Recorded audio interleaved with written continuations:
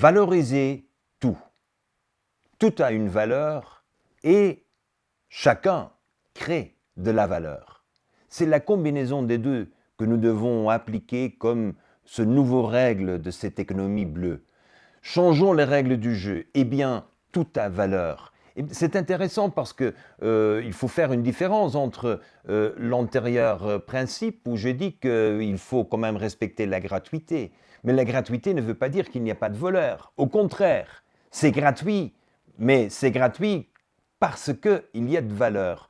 Mais nous avons un concept dans notre économie que pour pouvoir faire tourner l'économie, il faut gérer valeur. Mais valeur avec quoi? La valeur que nous avons en notre tête, c'est seulement les valeurs que nous connaissons et que nous allons identifier dans un atout. Je m'explique. Dans la caféculture, on ne donne que valeur à la graine. On ne donne pas de valeur aux biomasses qui représentent 80% de la matière qui est produite, qui est récoltée par un caféculteur. Alors nous devons nous pencher sur la possibilité de créer de la valeur avec tout.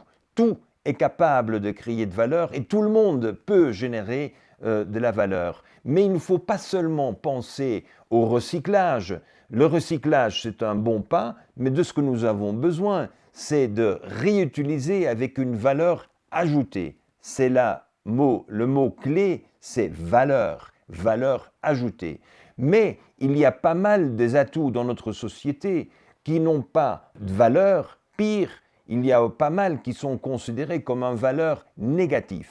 C'est le cas des anciennes installations, par exemple des anciennes installations pétrochimiques. Quand vous avez une installation pétrochimique des années 60, vous avez l'amiante, vous avez des PCB, vous avez des déchets qui sont considérés un danger pour la société et comme le nettoyage de ce bien représente un coût énorme pour l'entreprise, souvent l'entreprise laisse passer cette installation faillite et dans ce cas-là, c'est la société qui est responsable pour remettre de l'ordre.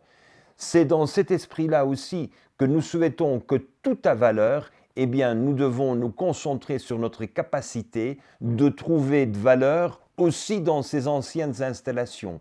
C'est une approche créative que nous avons déjà mis en œuvre avec la société Novamont, dont j'étais président du conseil pendant 12 ans, et notre objectif est de réutiliser des anciennes installations et de les transformer en système bio. Je m'explique.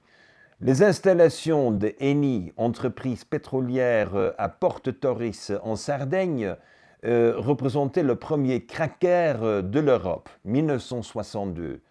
Cette installation n'avait plus de compétitivité quand l'Italie a perdu son fournisseur, le Libye. Avec la perte de Libye et le pétrole de Libye, cette installation est devenue trop chère et on devrait fermer cette installation.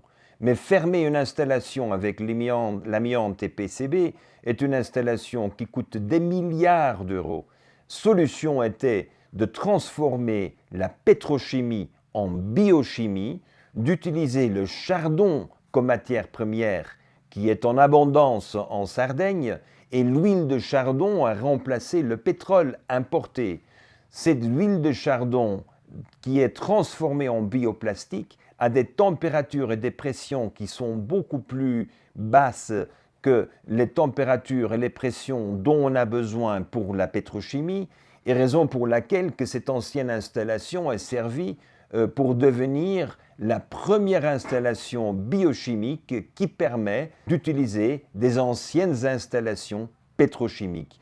Trouver la valeur dans des objets qui ont même valeur négative, ça c'est clé. Mais il faut, comme vous voyez de nouveau, il faut voir le système.